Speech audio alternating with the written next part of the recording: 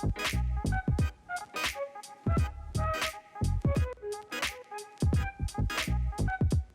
I'm Maggie. And hi, I'm Elin.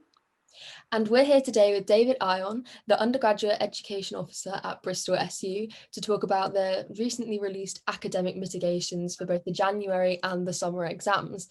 David, are you shocked that the university caved and gave some mitigations? Well, I think that this has been the result of months of lobbying on behalf of by the SU, by the education team at the SU, which started in mid-November, but also has been the result of like the amazing student campaign that has gone on for the last week or so around academic mitigations and has really brought the uni to the table and made the uni give way on measures where at the end of last year, in December last year, they were really unwilling to move on.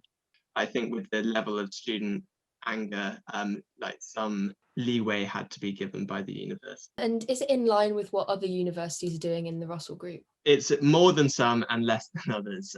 So we're, as an SU, we're a bit disappointed with some of the measures that are being released today, that they don't go far enough. But we aren't finished with our talks with the university, and we think that there is room for like getting more mitigations in place. The University of York probably has the most expansive mitigations in the Russell Group at the moment. The uni needs to understand that all students are being affected by the latest lockdown and by the disruption to teaching last term. So why do you think that students do need academic mitigations? Because I've seen a lot of Truth sort of saying it devalues a degree, and do you agree with those kind of sentiments? I don't agree that the academic mitigations devalue a degree. I think it's really important that students get the support that they need this year, and the uni agreed with us last year that was necessary. They implemented the no detriment safety net. I really understand where students are coming from when they're saying that they don't want their degree to be devalued, and the uni and the SU both want to make sure that that doesn't happen. We can find measures that both support students who are having a really hard time during this second or third lockdown, is it that we're on now? Yeah. Whilst also protecting the integrity of people's degrees.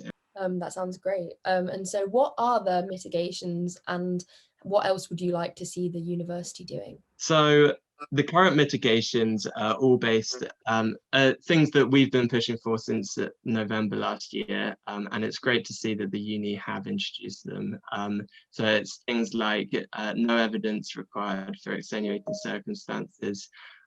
Extensions will be granted. People can apply for a 1-week extension on their coursework without having to submit evidence, and they will be granted instantly. You can also now defer your 7-day assessments using the self-certification process.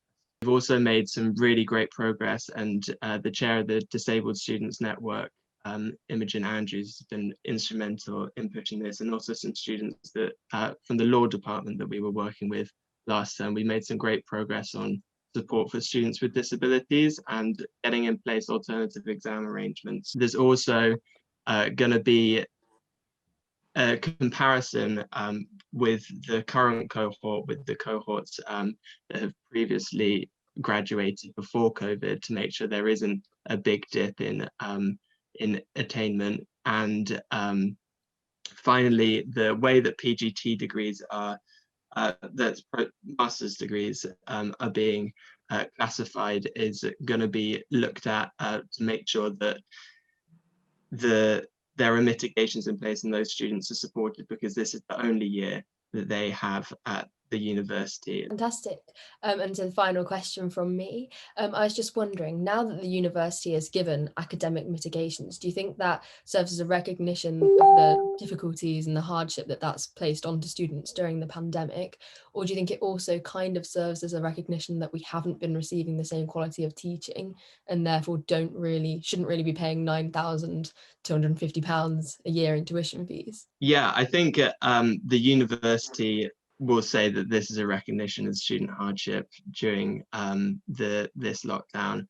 I think that linking it to fees is a very interesting thing. And remember that many students, international students, are paying far more than £9,250 a year for their education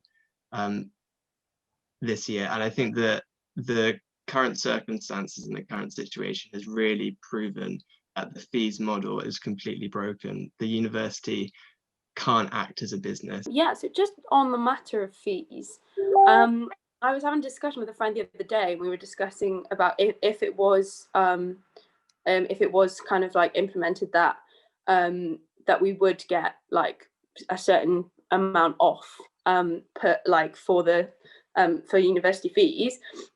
Do you think that would be something that would be like brought in straight away, or do you think it would be sort of a similar thing to like like with PPE, it's kind of happens later on down the line, and you kind of like it's something that's brought in much later, maybe when the economy is a little bit more stable? Well, I think that it's getting a bit ahead of where the national organising and local organising are at the moment. I think what we're seeing now is a kind of national community of SU officers, different student campaign groups formulating around the idea of that fees this year. It's proven that like this commercialized model of education is really, really broken, and that students need to see some kind of compensation. I think that it has to come with government support. Absolutely. So how close do you think we are to getting a safety net policy? Do you think it's a possibility, or do you think the uni's just really going to put their foot down on this one and say, absolutely not, you've had enough? So I think if we're talking about what the uni are calling an algorithmic no detriment policy, which is the same as what was in place last year, which is based on previous grades. That's what we've been pushing for in the meetings that we've been having with the university. And to be frank, the university have come back very clearly saying that they're sticking to the Russell Group line. Okay, and why do you what are the reasons that the uni are giving for not putting that in place? So I think that the unis outlined this in their communication to students. The reasons around it are really about the practicalities of implementing it. Other reason is that kind of ties into like the academic integrity, which is the other key argument that the university are making. Yeah, I think that's all my questions. Well, thanks so much.